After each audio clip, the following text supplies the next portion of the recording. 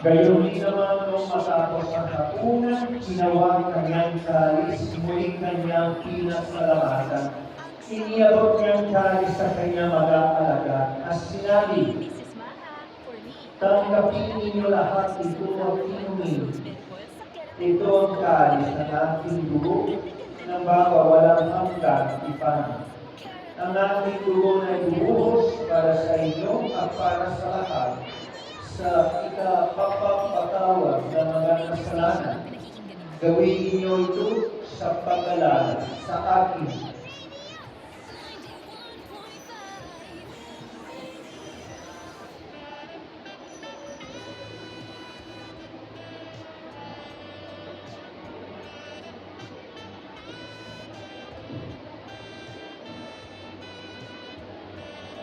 Ipagpuni natin ang misteryo ng pananampalataya. Sabay.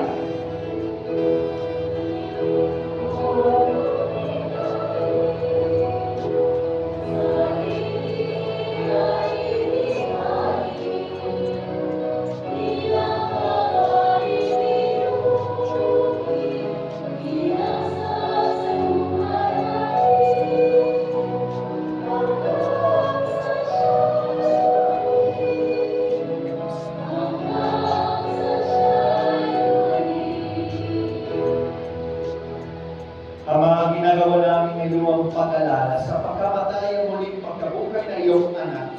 Kaya iningalay namin sa iyo ang tinapay na nabibigay buhay at ang kalis na nakakaloob ng kaligtasan.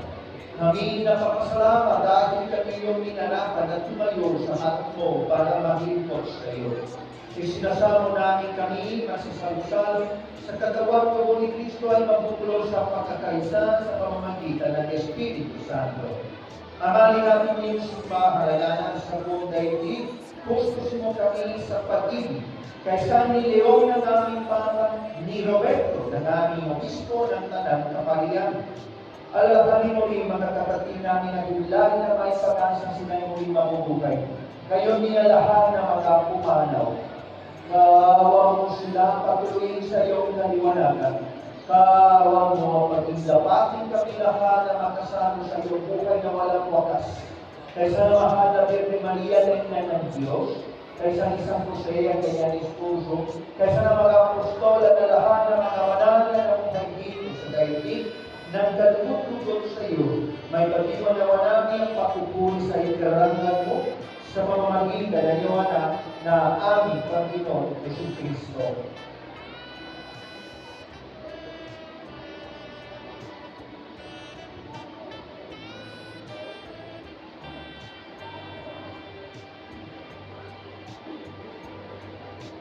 Sa pamamagitan ni Kristo kasama niya at sa Kanya, ang lahat ng parangalang papuri sa iyo, Diyos na mga makapangyarihan, kasama ng Espiritu Santo, magpas sa walang hanggan.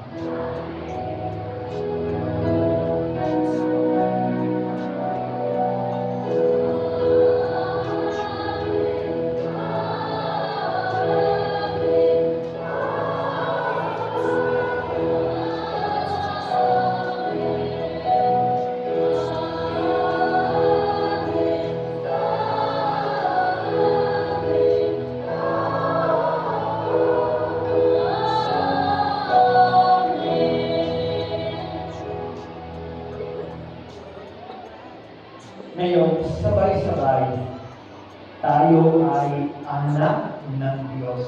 Tayo lahat, awitin natin ang Ama natin.